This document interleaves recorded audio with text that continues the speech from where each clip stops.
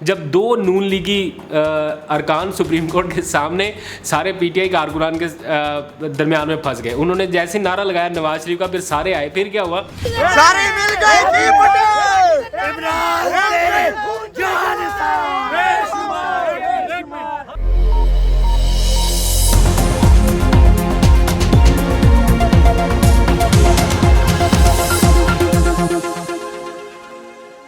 Scene कुछ ऐसा है कि मैं अपनी छतरी अपनी गाड़ी में भूल आया हूँ और बारिश हो रही है हल्की हल्की, पहले थोड़ी तेज़ थी।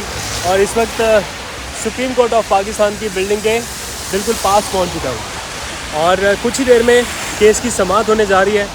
वैसे बनता नहीं है इतने अच्छे मौसम में इस तरह की कवरेज करना।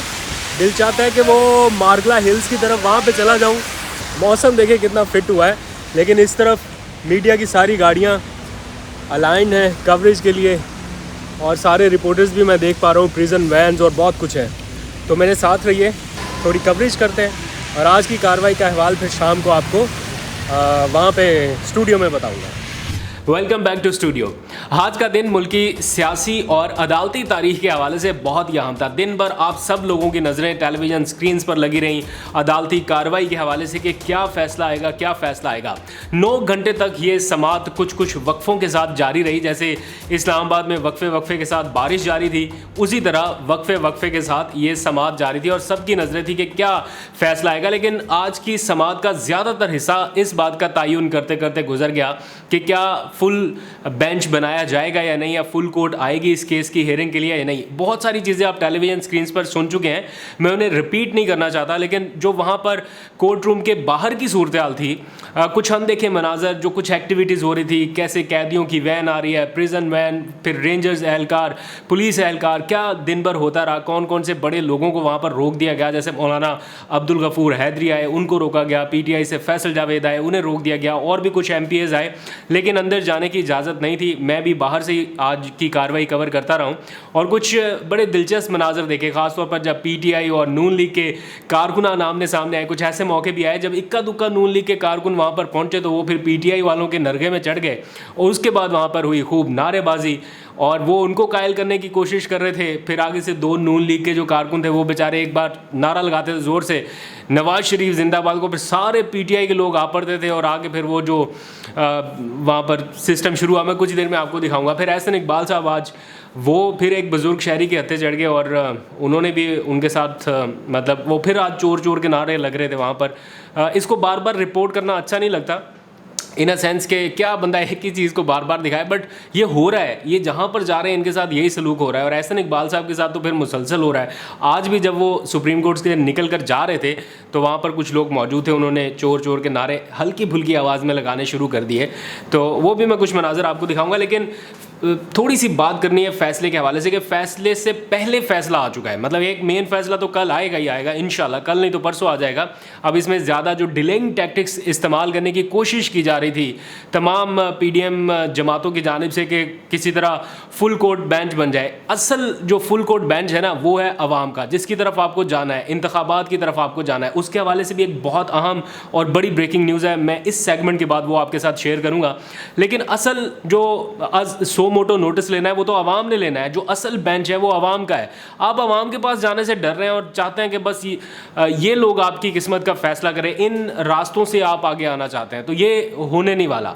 केस बड़ा सिंपल सा है। आज चीफ जस्टिस ने और जो 3 रुकनी बेंच था उन्होंने क्लियर कर दिया, टाइम लिया, उन्होंने आपके आर्गूमेंट सुने और क्लियर कर दिया कि ये नहीं हो सकता। इसलिए फैसले से पहले ये फैसला आना आपके लिए या पीडीएम के लिए एक बड़े धचके से कम नहीं था। और यही वजह है कि अब से कुछ देर पहले ये फ़ौरन से ट्रिगर किया ये मामला और ट्विटर के ऊपर जो ट्रेंड चल रहा है वो है हम नहीं मानते, हम ख्यालों के फैसले। तो ये भी एक तरह से आज तौहीन अदालत के लिए क्या क्या कुछ नहीं हो रहा वो भी आपके सामने एक पूरी जो पीडीएम के फुल बेंच ने जो एक लॉन्च किया आज ज़ुबानी हमलों का एक अटैक वो आला अदलिया के ऊपर, वो भी सारे टेलीविज़न चैनल्स ने आज उसको रिपोर्ट किया। मैं बल्कि उसी से शुरू कर लेता हूँ। आज सुबह सुबह जब सुप्रीम कोर्ट की तरफ रवानगी हुई इस अहम तरीन केस की समाअत के लिए या कवरेज के लिए, तो उससे पहले पीडीएम जमातों का पूरा ग्रुप, सारे लोग उन्होंने बिठा के और समाअत से चंद घंटे पहले ऐसी धुआंधार प्रेस कॉन्फ्रेंस की। मैं इसको धुआंधार प्रेस कॉन्फ्रेंस इसलिए कह रहा हूँ कि इसमें हर किस्म का ज़ुबानी हमला शामिल था। अदलिया के ऊपर इल्ज़ामात से लेके और उन्हें माजी में किए जाने वाले फ़ैसलों का मतलब एक तरह से ज़िम्मेदार ठहराने से लेके और बहुत कुछ इसमें शामिल था। अगर हर एक शख्स की अगर तकरीर सुप्रीम कोर्ट रिकॉर्ड मंगवा ले तो मेरा ख्याल है शायद कोई एक आध बंदा बचेगा, वरना सबके ऊपर तौहीन अदालत लग सकती है। लेकिन सुप्रीम कोर्ट इस वक्त एट द मोमेंट बड़ा तहम्मुल का मुजाहरा कर रही है और पता नहीं, मुझे ये समझ नहीं आती कि यही चीफ जस्टिस साहब थे और आज उन्होंने अपने फ़ैसले में, अपने रिमार्क्स में इस बात का जिक्र भी किया कि हमने एक वज़ीर आज़म को घर भेज दिया। इसी बेंच में शामिल लोग थे जिन्होंने इनको घर भेजा, अब आप उसी के ऊपर एतराज़ कर रहे हैं। खैर, ये सारा मामला तो चल रहा है। दो अहम शख्सियात इस सारे मंजरनामे से गायब है। आपको कोई अंदाज़ा है कि कौन सी दो अहम तरीन शख्सियात है? जैसे मैंने बताया, पीडीएम के तो पूरे वो गुलदस्ते ने बैठ के प्रेस कॉन्फ्रेंस की और ख़ास तौर पर क्वेश्चन जो उठाया जा रहा है वो ये कि मरियम बीबी एक कन्विक्टेड पर्सन वो किस तरह से वज़ीर आज़म ऑफिस का ऑडिटोरियम इस्तेमाल कर रही हैं अदलिया के ख़िलाफ़ प्रेस कॉन्फ्रेंस करने के लिए। अगर आप में से किसी ने शाहराह दस्तूर को विज़िट किया हो तो प्राइम मिनिस्टर ऑफिस के जिस ऑडिटोरियम में बैठकर मरियम बीबी प्रेस कॉन्फ्रेंस कर रही थी, बिल्कुल उससे चंद फरलांग के फासले के अगर आप ड्राइव करें तो गालबन 1 मिनट भी नहीं लगेगा, आधे मिनट में आप पहुँच सकते हैं। मतलब प्राइम मिनिस्टर ऑफिस से सुप्रीम कोर्ट के दरमियान कोई वो बिल्डिंग नहीं है। जिस बेसमेंट से बैठकर प्रेस कॉन्फ्रेंस की जा रही थी उससे अगली बिल्डिंग जो है वो सुप्रीम कोर्ट ऑफ पाकिस्तान की है। इतना सा फासला था और यहाँ से बैठकर प्रॉपर अटैक लॉन्च किया गया सुप्रीम कोर्ट के ऊपर। लेकिन बहरहाल एक ज़िद सामने आई, उन चीफ जस्टिस साहब ने उसको भी सुना, आज पूरा दिन उसके ऊपर लगाया। दो अहम शख्सियत जिनका मैं जिक्र कर रहा हूँ वो है शहबाज शरीफ साहब। एक तो मैंने कल भी बताया था कि शहबाज शरीफ की ये पॉलिसी शायद उस तरह से नहीं है कि वो खुलकर सामने आए, अंदर खाते दिल से उनका भी यही होगा। और मैं ये नहीं कह रहा कि वो अदलिया का बहुत एहतराम करेंगे या इस तरह, लेकिन अंदर खाते वो भी यही चाहते होंगे। लेकिन मंजरनामे से गायब है, पीछे बैठ के उन्होंने बाकी सबको आगे किया हो कि भाई आप जाओ वहाँ पर जाकर अटैक करो। और दूसरी शख्सियत है वो डिप्टी स्पीकर साहब, जिनका किया धरा ये सारा कुछ है और वो अभी तक सुप्रीम कोर्ट में पेश नहीं हुए और उनको सारे ढूंढ रहे हैं कि असल में वो बंदा किधर है, वो अभी तक पेश नहीं हुए। तो मैं इंतज़ार कर रहा हूँ कि वो भी पेश हो और अपनी जो रूलिंग दी है उसके हक़ में पता चले, कोई उनका कोई रिमार्क सामने आए, आते जाते वो मीडिया को फेस करें, ज़रा पता चले कि उनसे भी कुछ क्वेश्चन हो रहे हैं, कुछ आंसर हो रहे हैं। लेकिन वो अभी तक इस सारे मंजरनामे से गायब है। फिर जरदारी साहब भी निकल लिए दुबई, उनके हवाले से एक बहुत अहम खबर आ रही है आम इंतखाबात के हवाले से, वो आपको बतानी है। लेकिन उससे पहले थोड़े से दिलचस्प मनाजर मैं चाहता हूँ कि आप लोग देख लीजिए। पहला मंज़र उस वक्त का है जब एहसन इकबाल निकले, उस वक्त क्या मामला पेश आया, थोड़ा सा वो देखें। फिर मैं आपको बड़े इससे भी दिलचस्प मनाजर दिखाऊंगा जब दो नून लीगी अरकान सुप्रीम कोर्ट के सामने सारे पीटीआई कारकुनान के दरमियान में फंस गए। उन्होंने जैसे नारा लगाया नवाज शरीफ का, फिर सारे आए, फिर क्या हुआ वो भी दिलचस्प मनाजर देखें। उसके बाद एंड पे फिर मैं आपको एक ब्रेकिंग न्यूज़ जो मुल्क में आम इंतखाबात के हवाले से और ख़ास तौर पर आसिफ जरदारी के हवाले से है वो डिस्कस करनी है मैंने। तो पहले एहसन इकबाल साहब का ये क्लिप देखिए जब वो कोर्ट रूम से बाहर निकले।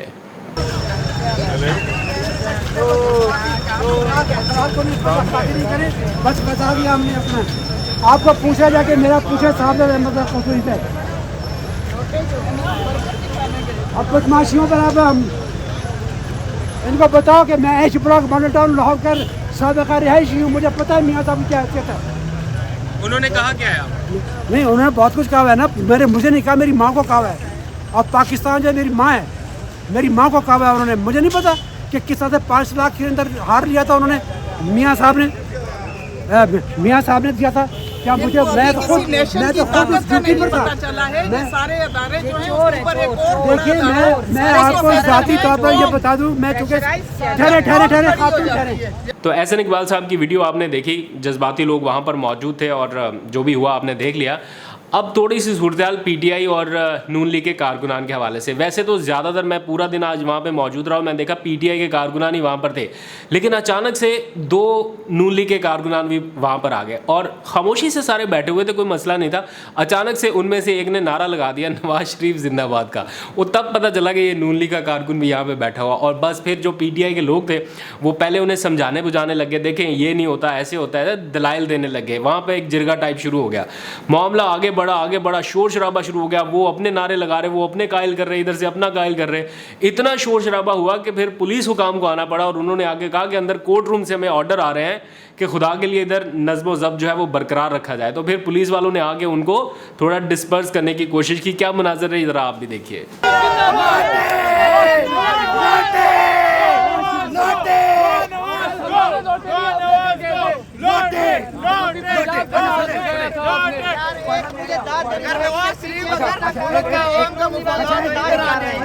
मुझे आप ये बताएं, अच्छा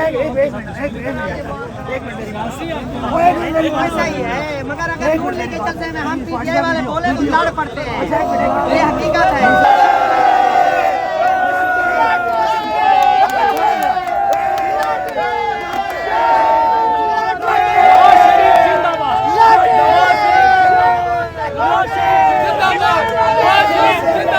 किसने किया? किसने किया? जवाब दो। छोड़ो, दुआ करते हैं, एक दुआ करते हैं। सुनो, दुआ नहीं, 250 रुपए तक पेट्रोल लेके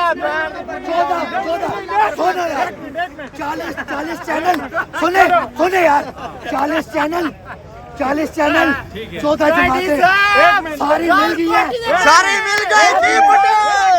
इमरान तेरे जान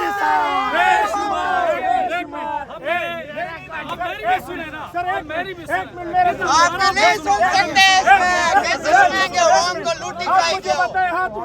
और कहे कि अगर नवाज शरीफ ने स्कूल को करप्शन के अल्लाह तबाह बर्बाद करे, हम भी बोलते हैं बोलो, चलो ये दुआ करो। बैठ के तुम्हें लॉलीपॉप दे रहे हैं।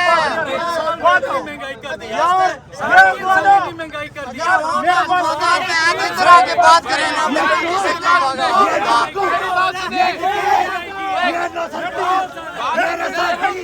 ये बदमाश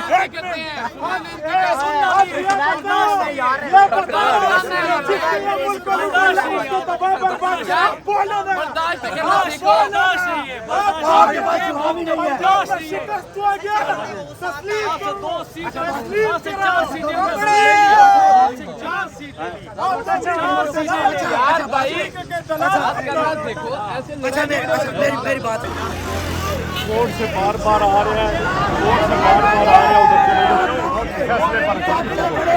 फैसले पर कुछ नहीं है, ये सिर्फ बहस कर रहे हैं। आप लोगों ने मसला बनाया,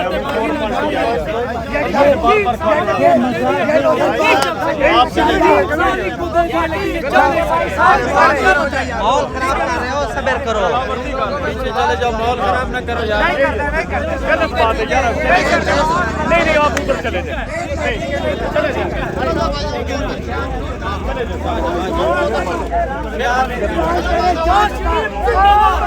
नवाज शरीफ जिंदाबाद, नवाज शरीफ छोड़े,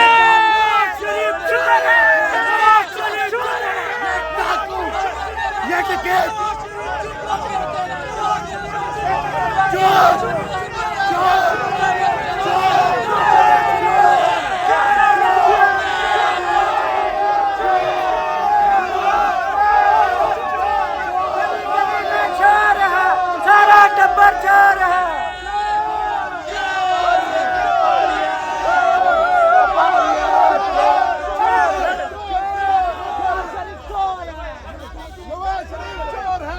तो ये सारा कुछ आज सुप्रीम कोर्ट के बाहर होता रहा। बड़ी खबर जो मैं आपके साथ शेयर करना चाहता हूँ इस सारी सूरत हाल के दौरान, वो है मुल्क में आम इंतखाबात की कोशिशों के हवाले से, तैयारियों के हवाले से। कन्फर्म सोर्सेज की तरफ से ये इतलात आ रही हैं कि मुल्क में आम इंतखाबात की कोशिशें तेज़ हो चुकी हैं और इस बारे में हुकूमती इत्तेहाद भी अब आपस में मुशावरत कर रहा है। नून लीग मुकम्मल तौर पर तैयार हो चुकी है नए इंतखाबात के हवाले से। ऑल्दो के मीडिया पर आकर वो ये बयान देते हैं कि अब इंतखाबात जो हैं वो अपने मुकर्रर वक्त पर ही होंगे, अगले साल ही होंगे, लेकिन वो ज़हनी तौर पर और बाकी हर तरह से वो तैयार हो चुके हैं कि अब इंतखाबात के सिवा कोई ऑप्शन बाकी नहीं है।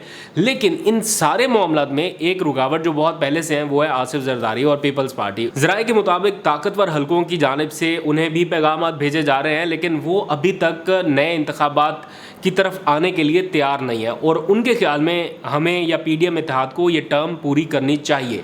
लेकिन इस सिलसिले में नुकसान जितना हो रहा है वो कोई भी जिम्मेदारी उसकी लेने के लिए तैयार नहीं है। इसलिए नए इंतखाबात की तरफ जाने की राह हमवार हो रही है। अहम शख्सियात और कुछ ताकतवर हलके जो हैं वो हुकूमत और अपोजिशन के दरमियान इन मामलात को तय करने की भी कोशिश कर रहे हैं। वो जो नरम मुदाखलत या सॉफ्ट मुदाखलत वाली बातें इस वक्त चल रही हैं, उनमें काफ़ी हद तक अब वो नज़र आ रहा है कि कोई बैकडोर राब्ते या कुछ ना कुछ ऐसी चीज़ें हो रही हैं कि किसी स्टेज पर जाकर या किसी भी वक्त आपको ये ब्रेकिंग न्यूज़ सुनने को मिले कि आम इंतखाबात की तैयारियों के हवाले से मामला तय किए जा रहे हैं या शुरू हो चुका है। एटलीस्ट निगोसिएशन शुरू हो गई। मैंने आपको बताया था कि इमरान खान साहब भी तैयार हैं इस मामले में, लेकिन उनकी 3 शराइत हैं। 2 मैंने बता दी थी, 1 शर्त बाकी है, वो मैं आपको जैसे मुझे पता चलेगा मैं आपको बता दूंगा। आज तक के लिए इतना, अपना बहुत सा ख्याल रखिए। कल के केस की कार्रवाई के हवाले से आपको कल अपडेट करूँगा।